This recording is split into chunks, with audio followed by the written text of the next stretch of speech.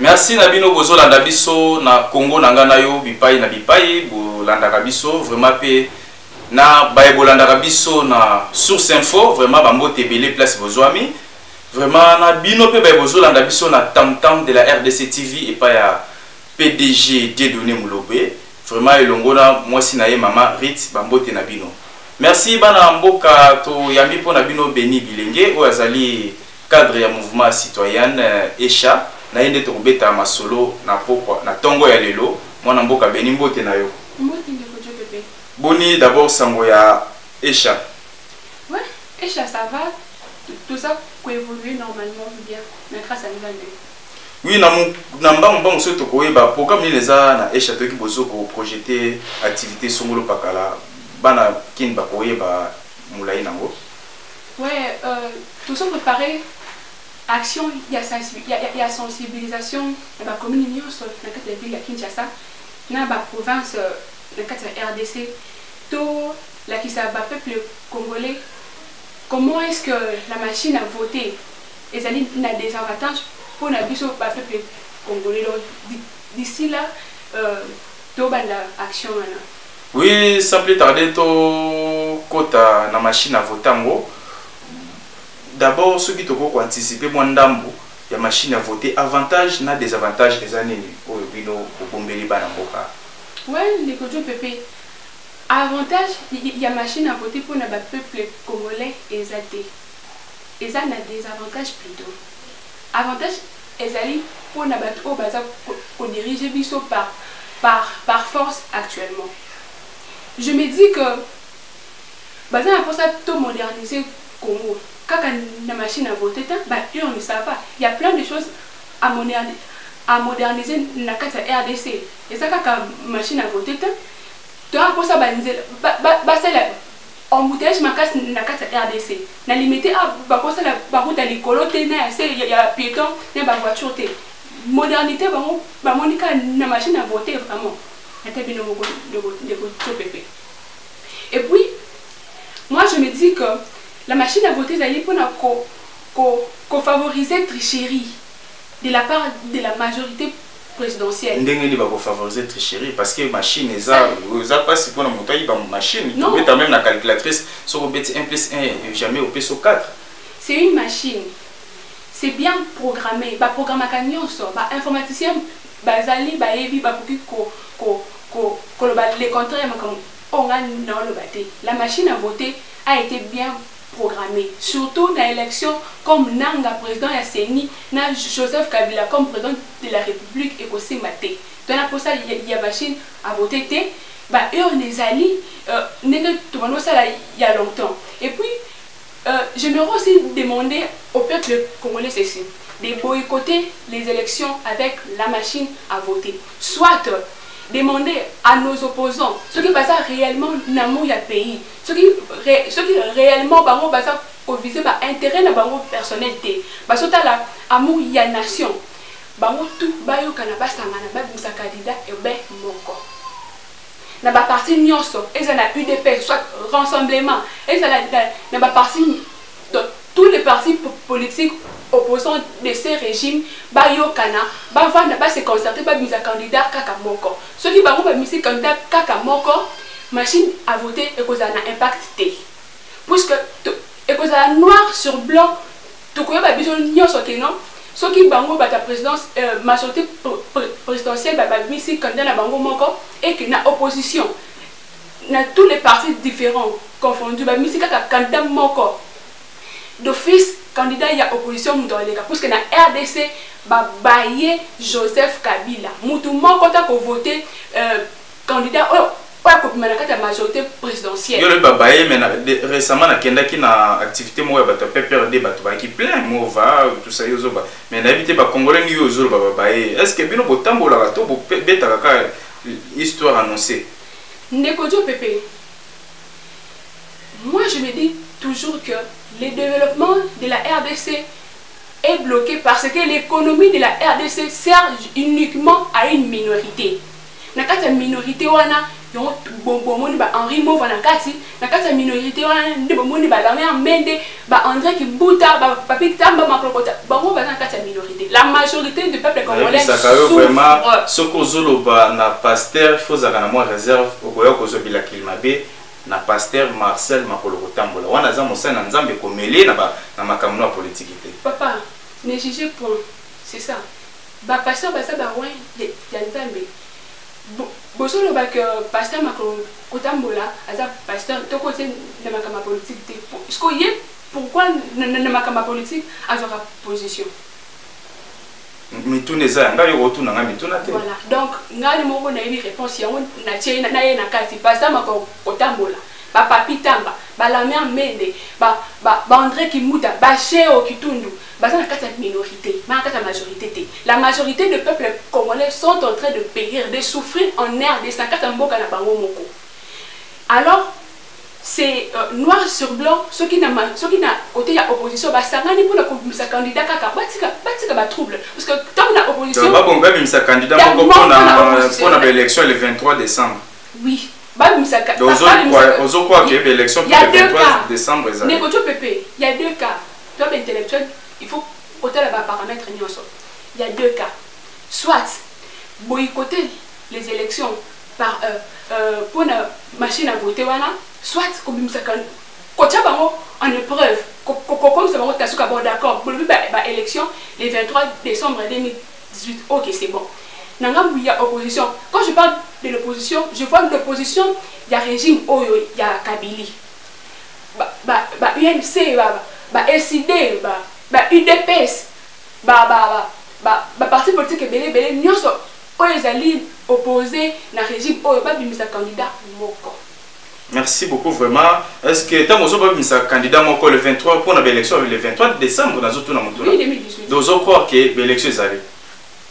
Papa. Nous vivons par la foi. Nous savons tous que le calendrier électoral publié par M. Corneille Nangezali Bouzoba, il y a plein de contraintes. Mais il faut tout accompagner na Bouzoba comme Tinasuka.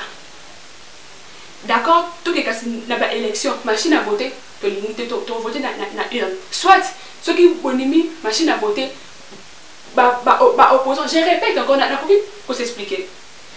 Moi, je me dis ceci. Ceux qui sont opposants, par exemple 3 ou 4 candidats présidentiels, ils allaient au code ça troublé. Beaucoup opposants, beaucoup favoriser M. Joseph Kabila Aoumela. Et que ceux qui n'ont répété, ceux qui ont dit opposition, ils ont qualité pour la candidat comme moko.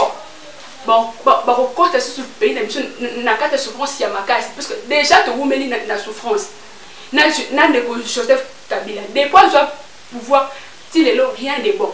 Allez, histoire de ma c'est comme si ngai na bandaki côté ka awa. Oh non non, il faut mutu muswa ya aussi leki na Joseph Bilenge botie wana bosaini. Bosaini le côté. Soit bosi masteranga mo très proche botie wana. Bosaini le côté. Alors, tout ça, opposant, bimisa candidat moko. Parce que wana audit de contrôle et que ça mamakasi ko tricher ceux qui na opposition candidat moko parce que to ko bata ko ça ba élection té. Na opposition candidat moko, na majorité présidentielle candidat moko. Le choix est clair. Le peuple congolais voteront pour la personne de l'opposition. Wana ko machine à tricher et que ça a un impact sur mon côté. Merci beaucoup vraiment. Candidat moko. Merci vraiment, Nazo. Remercier d'abord vraiment au Asala Rabiso à Tozala na Kinshasa vraiment au Yasili Sakapenda Mulunge. On a vu que Bozo Mona Nazo Pangusa. Vraiment pour comprendre au Asala Rabatu Mulunge Sila. Azo Bunda Sala Mulunge Sila. Mais Kurezo Boma Biso na Kinshasa vraiment wana na moni ingénieur Fabrice Lunga vraiment azali vraiment ingénieur na foi ménagère do Asala Kaba chambre froide donc installation à bâtiment donc ce que vous en a chambre froide vous avez besoin pour monter la chambre froide vous en avez bâtiment vous avez besoin d'installation solo donc ceux qui vous bengi biso kaka pour contacter madame Beni pour contacter Congo Nangana vraiment pour vous allez vraiment satisfait na ingénieur Fabrice Lunga vraiment donc ngana zo confirmé donc ce nazo pangusa bona lobi ingénieur azo sala musala mais le gozo boma biso eza électricité parce que so tali place to vandi cadre to vandi donc split ya nyama mais moyen fonctionner ezate. Merci beaucoup moi les alaka juste moi ko sepelisa pe bato batala kabiso vraiment za mutali munene yango moni talaka ka promotion bino pe bona bezo ba lobela ka biloko na bino obengi biso kana Congo na ngana yo to kosala lokola ya ingénieur Fabrice Ilunga donc en froid ménagère. Mwana mboka beni Ilunga totikali na question mi bale ponto suki sa to landa kingana yo nomination ya Ambongo ezali pona ba bengani médiocre mwana mboka Mosengo bano yango banomile Ambongo lobi boni. Ndeko jo pepe. Na oloba na batu ya majorité présidentielle que c'est quand même unité. Ma bon bah souffle na baro. Baro bah ça plus malin que bateau monsieur sauté. Ce qui c'est que nomination il y a des qu'on a pu soit na olingi a remplacer Mosengo. Comment azala adjoint il y a Mosengo. Sauf que t'as dit que pour l'année Mosengo azala président il y a transition sans Kabila. Parce que pour ce côté de la vie t'es où Mosengo azala président de la République par transition. N'endeko oba nommé à remplacer Mosengo. Qui sait? Qu'est-ce que quelque chose se prépare? Vous c'est quand même été vous c'est planon mingité. Donc pour nous bengo face B. De côté pépé. Ceux qui posent un mboka est même médiocre. Beaucoup n'ont jamais face B. Banana oba médiocre. De côté pépé on a ça comme mingi semblait ba médiocre c'est dit ba oba mi pays na ngai beni bilingue. Je parle de moi personnellement. Ba médiocre c'est dit ba oba pays na ngai beni bilingue na passe na souffrance na bassesse. Joseph Kabila na ba collaborateur na ye ba onde ba médiocre. Mais na sala ki émission moko lobi na bande ko moko pe Chims Chani azali vraiment proche ya mwana mboka Bruno Chibala tozaki lobi alobi bango so ba médiocre ba ko améliorer mais bino boza ba microbe na éviter réagir nani que médiocre ko s'améliorer. Moi na cause lelo zo ba cause médiocre ça conduite médiocre na école donc ba PC donc ba PC punition à cause s'améliorer comme moi moins intelligent à comme très sage mais pas un microbe objectif de Dakar Luka qui se bombarder à coup à quoi changer soutien. Je suis intellectuel en tout cas. C'est vrai qu'il y a des intellectuels dans ce gouvernement, mais moi je me dis que toute personne intelligente est celle qui la pratique dans le bon, pas dans le noir. Alors dans ce contexte, tout homme qui se dit que ça intelligent dans le gouvernement, ça m'a été, puisque ça dit qu'on servir en mot dans le noir et non la lumière. Il y a le but que médiocre qui va améliorer, mais microbe et qui Kubongate, ça t'a beau traiter mon dégaine. Biso to koki ko pouvez bango que tozali ba microbe te. Preuve en est ngai beni na boma na ki bo jeunesse na pona makambo te ni mboka na ngai. Nationaliste que je suis. C'est la vérité, je ne suis pas microbe. Bango ba ça ba médiocre, il y a des preuves. Bango ba le but que ba médiocre ba koki ko s'améliorer. Mais microbe a koki ko s'améliorer. Na so démentir en na ba exemple encore tangible donc ma preuve encore tangible quoi. Biso, moi je parle de moi personnellement. Dans ce microbe personnellement puisque je me bats pour l'intérêt national. Or bango bazali kobunda pour na intérêt na bango propre pour na propre famille na bango. Les routes sont dégradées. Les salariés non seulement mabé, mais les bateaux il y a C. RDC, ils ont qu'il n'a pas si. Donc, preuve de il y a comprendre que bango bazali ba médiocre. Comprenez? Merci beaucoup mon amboka lisolo bangombe na province nangana yo. Au lobby ni par rapport à un bangombe ba côté belé ba oti si qui vous pas na bango na bazana biloko ko liate et on ba na bona bandundo. Avant d'abord na répondre la question na oso na bisika oyo ba lobby que ba médiocre ba ko s'améliorer. Ba ko s'améliorer quand topé biso peuple topé ça bango mona na biso ya longtemps. Si siko ba s'améliorer karaté donc ba ko banda ko s'améliorer ni natant oyo. C'est utile. Je me dis que ça atteint l'intention mon côté il y a changer. Il ne se gêne pas. Pour le bango noir, bango baso mon noir, biso toto mon blanc. Bino bazaïwa, baso mon blanc. Papa, je n'ai jamais été zaïroise, puisque on a notamment la vie à Congo.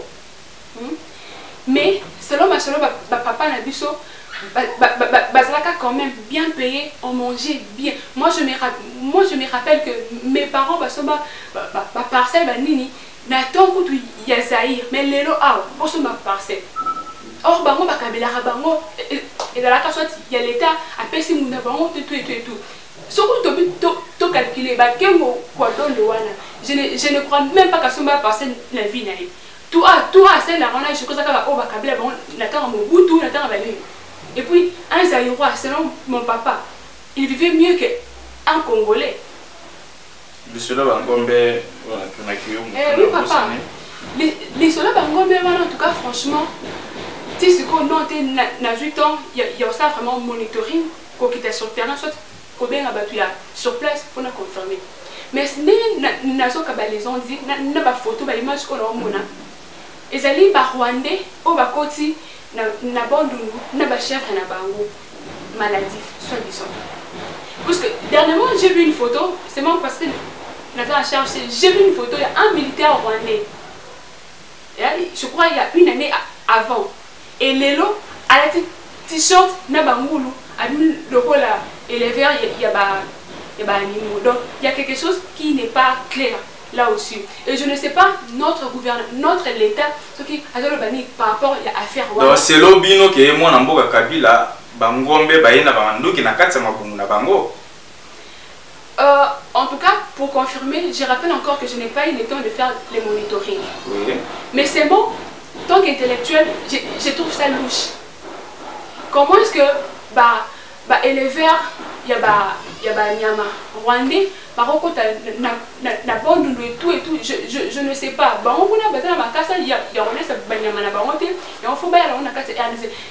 Et puis pourquoi on s'est déguisé? Quitter des militaires à un civil. Pourquoi? Donc il y a quelque chose qui n'est pas clair là au-dessus en tout cas. Parce que j'ai vu une photo d'un policier rwandais, à Titeni rwandais, mais les lots n'a pas de abîmé et les verts pour la ligne. Et qu'est-ce que M. Joseph Kabila dit à propos de ça? Les seuls la décentralisation de la province, au Kanisa Monde Nengeni, Namukuse. Namukuse, ceux qui va médiocre ceux qui va médiocre à la tête du pays. Nous rejoignons à 11 provinces de Bissau. Je suis personnellement contre la décentralisation de la RDC. Il y a la province de Bissau, toute ligne de décentralisation. Ce qui est Joseph Kabila a le droit de pouvoir, les raisons de pays de Bissau en otage. Je pense qu'on a constaté que sous le président. Je dis qu'à diriger le pays par force. Tant que Bissau, tu rejoins à 11 provinces de Bissau. Mon amboka le soda suka 3 ans de disparition ya ndeko na biso King Kester le basuka pour bani na zape quand même artiste musicien to bina banzinzi to bina ba my baby to bina banzembo mo belé ba kimpiatu afimi ko mwana ya roi. Il est non seulement musicien mais c'est un Congolais comme moi. Les sons qui coulaient dans il est aussi les notes de Bandundu aussi. Quand tu peux la bonne douter, moi je ne suis pas tribale et tout, je suis congolaise et nationaliste. Alors toute personne qui est congolais est mon frère. C'est pourquoi je suis l'ennemi à tout individu qui nuit à mon peuple, à mes frères congolais. Je suis de cœur avec la famille de King Kester. C'est courageux, c'est ça la vie, ça arrive. Mais surtout tu recouvres, parce que tu bois tellement pour un jour tu recouvres, tout le monde a l'âme qui est là, en tout cas. Je suis de cœur avec eux. Béni Bilengue, un mot de la fin, nous sommes pratiquement à la fin. Oui, merci de Kodjo Pépé. Je remercie les gens qui nous suivent, parce qu'il y a un éveil patriotique. Côté Congolais, l'île Congo, que tous les pays nous soutiennent par la RDC. Donc nous avons intérêt à aimer notre pays. Nous n'avons pas de quoi on a vu. Tout c'est la raté que nous, comment États-Unis, Belgique, France, tout se prendre en charge. La réputation même, il faut tout se prendre en charge. Et moi, le pays, c'est le seul pays où nous avons un pays nous soutient à part RDC. C'est un peu ça. Et aussi j'ai marqué là-dessus que les opposants, quand je parle des opposants, je ne vois pas seulement l'UDPS. Je parle de partis politiques qui sont contre le régime de la Kabylie. Il y a un candidat moko, parce qu'il y a deux cas, soit boycotter les élections, boycotter la machine à voter, soit tout le temps on a épreuve de musique un candidat moko. Ici. Merci beaucoup Banamboka, vraiment boyebi que quand ndenge zalaka to comme presque na suka, vraiment besoin quitter en Bolanda biso, merci Nabino, boyoki mwana mboka peni bilengi ya Esha mwana mboka na uta ipe ko finga maboma na bosa na uta ko finga mamo mingi na image moto tournaki na yo pona ko kolobela point de presse ya mwana mboka Joseph Kabila ba finga kinga na éviter na makambo Tshisekedi tout mona ki un peu pona mutu moko 3 messes vraiment na mukuse nino 4 messes ke olenga ko na messe na ye preno chibala na messe na ye ndeko na biso mususu Valentin Mubaki na messe na ye pe bande on a sur rassemblement koto na messe na bango nini rolo ba point bon ndeko jo pepe biso tout yebi ke papa Etienne Tshisekedi qui mutu moko mbele ba ko sa ka son messe muna mutu na ngambune akon ben ça peut y a épée père to pasteur n'importe quelle religion attendi messe pour na commémorer l'image ya Etienne Tshisekedi mais seulement na c'est là qui n'était que na mona batu on va honorer Etienne Tshisekedi n'était pas ça la messe pour Etienne Tshisekedi. Moi je me dis que c'est une messe contre Etienne Tshisekedi. Prévenez messe qui organisée par Olenga Koy. Tout le monde qui peut faire. Bon, pour ne pas dire que ma père y a bien amitié, mais dire au moins que ma père pour ça la messe à ma casse le coup il y a papa Etienne Tshisekedi. Donc il a fallu que moi tout va rejoindre le rassemblement la messe qui na cathédrale surtout tout ça la messe moko. Mais pour la messe 3 ou 4 ce n'est pas un problème. Azaki mutumune ne pour ça messe mais seulement batune on va honorer été pour ça la messe na comme on a été. Pour la suite dans le but que bande ko ba la fin de dernièrement on a interview et tout. Vraiment va finir ngama be mwana ko abeni. Je leur dis que ne kojo pepe ta mutu oh à la canal biso tout cas il nous suit de près il y a ça la que bah message na biso et comme la cabine que non pour moi quand même que la carte pays malgré bah exilé politique azali mais il y a ceux dans au bâtiment comme maman qui était pour voir la RDC pour cause à terre sur terrain ne kojo pepe accompagner la biso na moi muke malgré pas difficulté mboka bien bon ba arrestation ba interpellation ba menace mais à sa canal biso à sa contre biso c'est justement une façon pour lui de ya robot sa biso makambu ya roloba quoi hein ce n'est pas que il est de la un peu comment en tout cas ce n'est pas ça moi je vous rassure. Merci beaucoup boyoki na mnoka beni parce que na waya ko soit na bino to soit na mutoto soit na to soit na biso te bana mboka merci beaucoup na bi ke mafinga na bino lakisa ngaki bolanda kinga na zande ko na bino vraiment to ko bunda biso na bino te to ko mbongo na suka vraiment botikala ka connecté na site moko Congo na ngana yo .tv tam-tam de la RDC avec les boss Dieudonné Mulobo avec Source Info Nixon Léa mwana mboka to zala zala. Tout un bon balassi.